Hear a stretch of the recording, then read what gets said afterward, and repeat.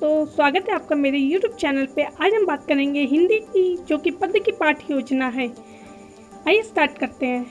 सबसे पहले हमें कुछ बेसिक इन्फॉर्मेशन डालने रहते हैं, जैसे दिनांक, कक्षा, विद्यालय, विषय, उपविषय, चक्र, अवधि और प्रकरण।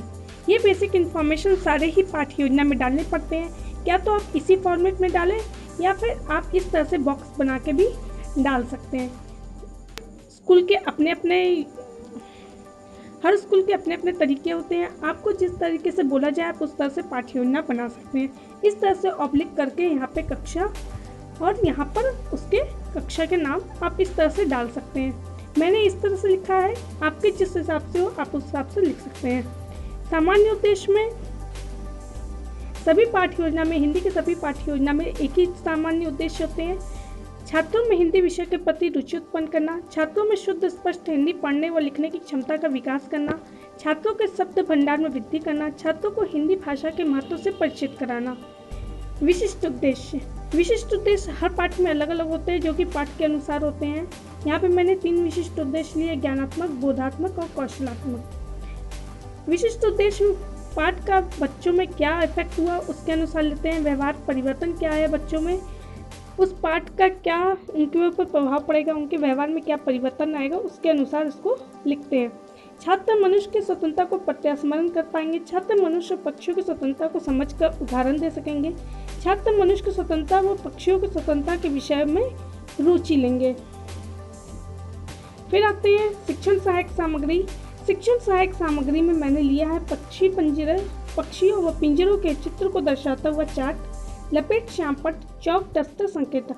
आप चाहे तो चार्ट नहीं लेकर आप कुछ और यूज़ कर रहे हैं तो आप वो लिख सकते हैं।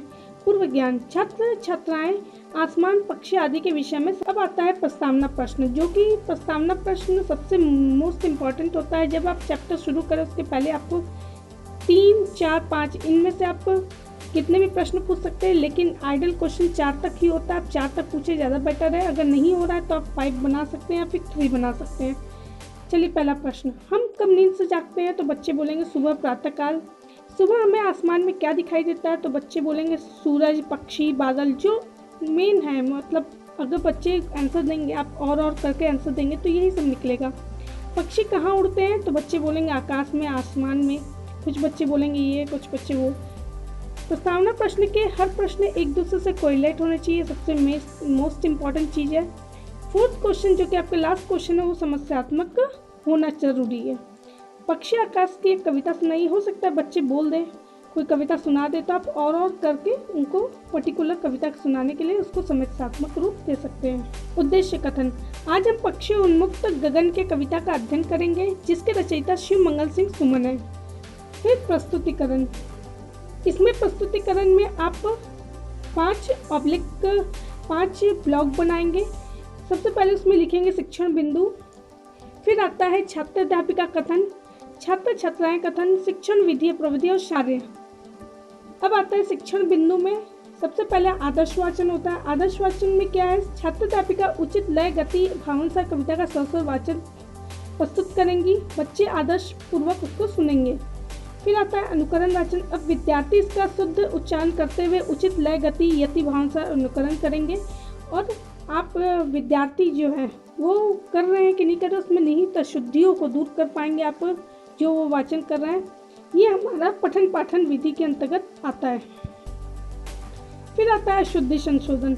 और शुद्धि संशोधन कविता में जो उनके द्वारा त्रुटि हुई है उच्चारण में, उसको आप शुद्ध करेंगे। ये आपका अर्थकथन विधि के अंतर्गत आता है। फिर आता है केंद्रीय भाव प्रश्न। ऐसे बेसिक क्वेश्चन जो कि आप उनसे पूछ सकते हैं, जो कि वो अनुकरण वाचन भी कर चुके हैं, आदर्श वाचन सुन चुके हैं जो अध्यापक बोला है, तो वो कुछ बेसिक क्वेश्चन का आंसर दे सकते हैं। प्रस्तुत कविता के रचयिता कौन है? तो बच्चे बोलेंगे शिव मंगल सिंह सुमन। प्रश्नोत्तर विधि अंतर्गत आता है। आप ब्लैक बोर्ड पर लिख सकते हैं ताकि बच्चे इसको। फिर आता है केंद्रीय भाव प्रश्न में वही सेकंड प्रश्न, प्रस्तुत कविता का शीर्षक क्या है? तो बच्चे बोलेंगे पंछी उन्मुक्त गगन के। हम पंछी उन्मुक्त गगन के आप ब्लैक बोर्ड पर लिख दीजिए। फिर थर्ड, प्रस्तुत कविता में क्या भाव निहित है? तो बच्चे बोलेंगे आज़ादी का भाव निहित है, आप लिख सकते हैं। प्रश्नोत्तर विधि है। काठिन्य निवारण, कठिन शब्द होते हैं जिनका बच्चों को अर्थ नहीं पता होता है तो उसका अर्थ बताना है बच्चों को।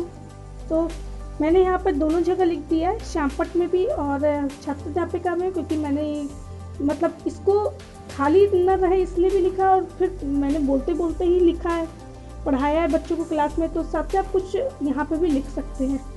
और ये श्यामपट्ट कार्य मैंने यहाँ नहीं लिखा था, इसको लपेट श्यामपट्ट में लिख के लेके गए थे इसको, ताकि वहाँ पे हमारा टाइम बचे और बच्चों का भी टाइम बचे और मैं इसको सीरियल वाइज फटाफट पढ़ा लूँ। मैं इतना याद करना भी पॉसिबल नहीं होता है, इसके कारण लिख के ले आना बेटर रहता है। कि पक्षी उन्मुक्त, खुला, गगन, आकाश, कटुक, कड़वी, निवाड़ी, नीम के फल, पुलकित, प्रसन्नता से भरे, वही आप यहाँ पे बोल सकते हैं और ये अर्थकथन विधि के अंतर्गत आता है।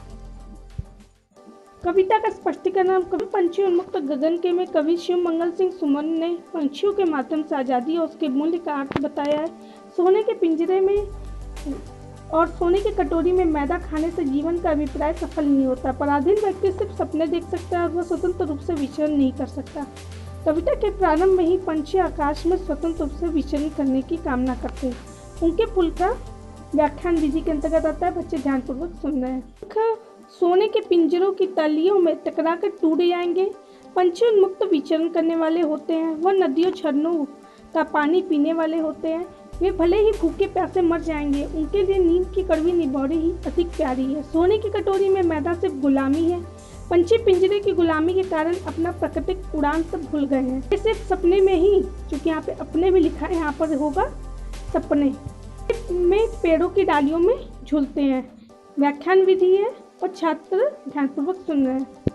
पंछियों के आकाश में उड़ने के अरमान थे। वे आकाश की सीमा को नापने वाले हैं। अपने सूरज जैसी लाल चोंच से अनार के दाने यानी तारों को चुग लेते हैं। अपने पंखों को फैलाकर वे आकाश की अंतहीन सीमा को भी पार कर लेते हैं। पंछी अपने आशय के प्रति लायक नहीं है। वे आकाश में उड़ना चाहिए। आकाश में उड़ने की आज़ादी में विघ्न न डालो। ये आप लास्ट तक पढ़ा सकते हैं। व्याख्यान विधि सेम, बच्चे ध्यानपूर्वक सुन रहे हैं। फिर आता है बोधात्मक प्रश्न, जिसमें आप कुछ क्वेश्चन पूछ सकते हैं बच्चों से, जैसे पराधीन व्यक्ति क्या कर सकता है, तो बच्चे बोलेंगे सिर्फ सपने देख सकता है। आप ब्लैक बोर्ड पर भी लिख सकते हैं चाहे तो। प्रश्नोत्तर विधि।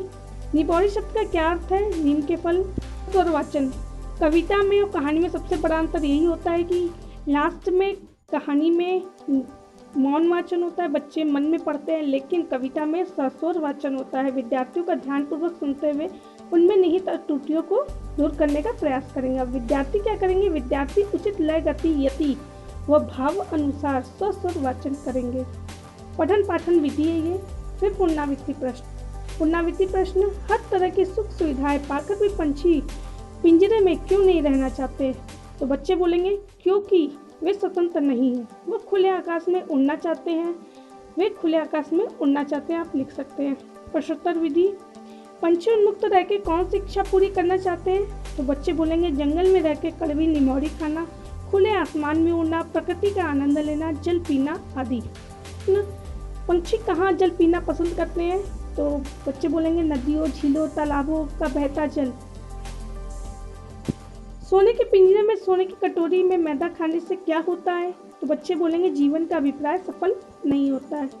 अब ये सब क्वेश्चन पूछने के बाद आप फाइनली जो ब्लैक बोर्ड पे इम्पॉर्टेंट चीज़ नोट किए होंगे वो बच्चों को बोलेंगे कि आप अपने कॉपी पे नोट डाउन कर लो। ये हमारी निरीक्षण कार्य होगा। विद्यार्थी सभी नोट कर रहे हैं कि नहीं, हम घूम घूम कर निरीक्षण करेंगे। विद्यार्थी महत्वपूर्ण कथनों को कॉपी पे नोट करेंगे। फिर उसके बाद लास्ट आपको गृह कार्य करना है। क्या आपको लगता है कि मानव की वर्तमान जीवन शैली और शहरीकरण से जुड़ी योजनाएं पंछियों के लिए घातक है? अपने शब्दों में बताइए।